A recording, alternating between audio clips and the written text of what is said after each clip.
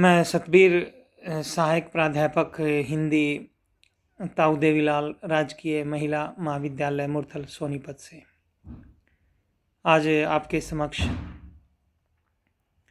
BA प्रथम वर्ष के छात्रों के लिए उनके पाठ्यक्रम में एक महत्वपूर्ण उपविषय ध्रुव स्वामिनी नाटक पर चर्चा करने जा रहा हूँ। आशा करता हूँ कि आप इससे लाभान्वित होंगे। देखिए, जो ध्रुव स्वामिनी नाटक है उसके रचयिता छायावाद के प्रमुख कवि जयशंकर प्रसाद जी हैं और इसमें इस नाटक में अक्सर जो क्वेश्चन पूछे जाते हैं कि नाटककार के विषय में एक क्वेश्चन बनता है कि जयशंकर प्रसाद जी की नाट्य कला पर उनकी विशेषताओं पर चर्चा कीजिए। तो ये काफ़ी महत्वपूर्ण प्रश्न है कि जयशंकर प्रसाद जी की नाटक कला किस प्रकार की थी। वो नाटक लिखते समय उनके नाटकों में क्या क्या विशेष बात रही, ऐतिहासिक संदर्भ में उन्होंने नाटक लिखे हैं और उनके जो नायक थे वे उदात्त प्रवृत्ति के थे, उनमें राष्ट्र भावना थी। जयशंकर प्रसाद जी जब नाटक लिखते थे तो पाठक वर्ग हमेशा उसी तत्कालीन समाज में पहुंच जाता था। उनके शब्दों का भंडार इतना विस्तृत रूप लिए हुए था, संस्कृतनिष्ठ तत्सम शब्दावली का प्रयोग करते थे। वे राष्ट्र की भावना, संस्कृति, सभ्यता को दिखाना उनका प्रमुख उद्देश्य रहता था। तो ये एक क्वेश्चन बनता है कि जयशंकर प्रसाद जी की नाट्य कला पर चर्चा कीजिए। तो ध्रुव स्वामिनी का दूसरा क्वेश्चन ये बनता है कि जो नाटक ध्रुव स्वामिनी है उसका मुख्य उद्देश्य क्या है। उसमें ध्रुव स्वामिनी की अभिनेता पर भी अक्सर प्रश्न पूछे जाते हैं कि क्या ये अभिनय करने के लायक है या नहीं है तो किस प्रकार, नहीं तो किस प्रकार। ध्रुव स्वामिनी एक ऐसा नाटक है जिसमें नारी की विवस्था को दिखाया गया है, साथ ही संघर्ष को दिखाया गया है। ध्रुव स्वामिनी के माध्यम से नारी की विवस्था को दिखाया है कवि जयशंकर प्रसाद जी ने। जो रामगुप्त की पत्नी होती है और रामगुप्त उसे अपना गुलाम, अपने दासी बनाकर रखना चाहता है, परंतु वह वास्तव में रामगुप्त के भाई चंद्रगुप्त से प्रेम करती थी। और इसमें देखिए एक शक राजा हैं, उनके द्वारा रामगुप्त के साथ जो संधि होती है उस संधि में ये शर्त लगा दी जाती है कि राजा रामगुप्त जो है वह अपने संधि के अनुसार अपनी पत्नी ध्रुव स्वामिनी को और जो राज्य है उसकी महिलाएं हैं वे अपने सामंतों के लिए भेजें, और रामगुप्त उसे स्वीकार भी कर लेता है। परंतु ध्रुव स्वामिनी ऐसा नहीं चाहती। वो कहती है कि आपने मुझसे प्रण लिया है विवाह के समय मेरी रक्षा करने का, तो उसे निभाइए। लेकिन रामगुप्त में इतने निर्भय नहीं है, वे कहते मैंने ऐसे कोई प्रतिज्ञा नहीं ली। तो फिर इसमें देखिए ये होता है, चंद्रगुप्त जो है अब उसके सामने प्रश्न उठता है कि मैं अपने कुल मर्यादा को कैसे बचाऊं।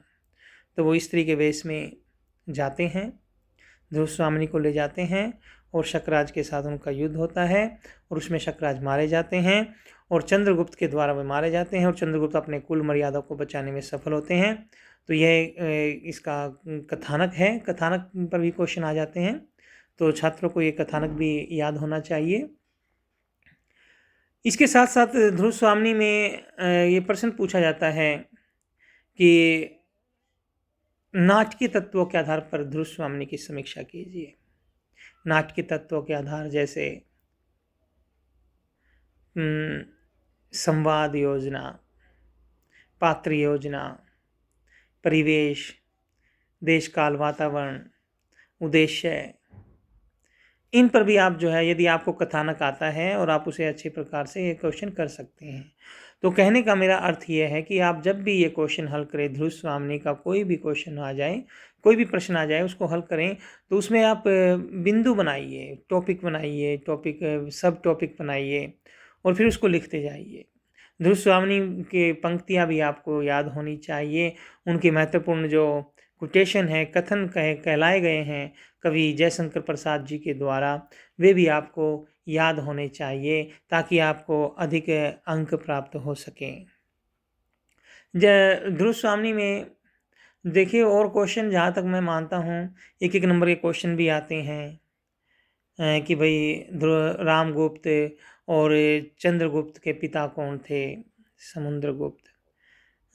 ध्रुव स्वामिनी पर आधारित क्वेश्चन पूछे जाते हैं। इसके साथ साथ शकराज पुरोहित है। ये आपको, अगर आप कथानक को पढ़ेंगे या आपने अगर ध्रुव स्वामिनी को पढ़ा है, तो आप इसके आंसर आराम से दे सकते हैं। इसमें कोई इतनी बड़ी दुविधा की बात नहीं है। ध्रुव स्वामिनी के एक बहुत ही अच्छा नाटक है और इसमें जो है राष्ट्र प्रेम की भावना झलकती है, राष्ट्र के प्रति अपने स्वाभिमान की भावना झलकती है चंद्रगुप्त के माध्यम से। और जो नारी को दासता से मुक्त कराना चाहती है, स्वतंत्र रहना चाहती है, पुरुष के समान अधिकार पाना चाहती है, वह नारी ध्रुव स्वामिनी है। और इसमें यह भी दिखाया गया है कि मनुष्य को अपने कुल मर्यादा के लिए, अपने राज्य के लिए, राष्ट्र की संस्कृति सभ्यता के लिए, अपने स्वाभिमान के लिए कभी नहीं बिकना चाहिए। जैसे रामगुप्त जैसे जो शासक होते हैं वो बिक जाते हैं, वो कहते हैं कि भाई निर्लज हैं, निडर नहीं हैं, वो डरपोक हैं, हमें ऐसी प्रवृत्ति का नहीं होना चाहिए। और साथ साथ में जो ध्रुव स्वामिनी है, उसका नाटक का शीर्षक का औचित्य क्या है, ये भी कई बार क्वेश्चन आ जाता है। तो इसके शीर्षक पर अगर औचित्य की बात की जाए तो यह सारा नाटक ध्रुव स्वामिनी के आसपास घूमता है।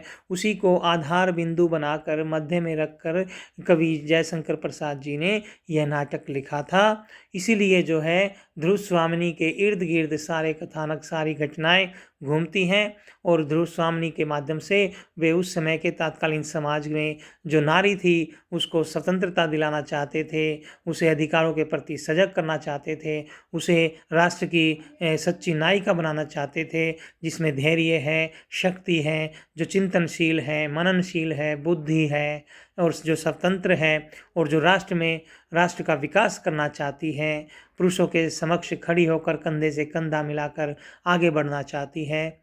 इसी तरह जो है, इसीलिए जयशंकर प्रसाद जी ने इस नाटक का नाम ध्रुव स्वामिनी लिखा, जो आज भी अपनी प्रासंगिकता लिए हुए हैं। कई बार क्वेश्चन आ जाता है कि ध्रुव स्वामिनी की प्रासंगिकता पर विचार कीजिए, तो इसमें हम बहुत कुछ सीख सकते हैं कि यह नाटक क्या आज भी प्रासंगिकता लिए हुए हैं। यदि लिए हुए हैं तो किस प्रकार से, क्योंकि आज भी हम भारत के आज़ादी के इतने वर्षों बाद हम कई बार यह महसूस करते हैं, कई बार समाचार पत्रों में पढ़ने को मिलता है कि नारी आज भी जो है, नारी को दासी समझा जाता है, गुलाम समझा जाता है। आज भी नारी पुरुषों के समान खड़ी होने के लिए मशक्कत कर रही है, संघर्ष कर रही है, ठीक उसी प्रकार जिस प्रकार ध्रुव स्वामिनी करती है।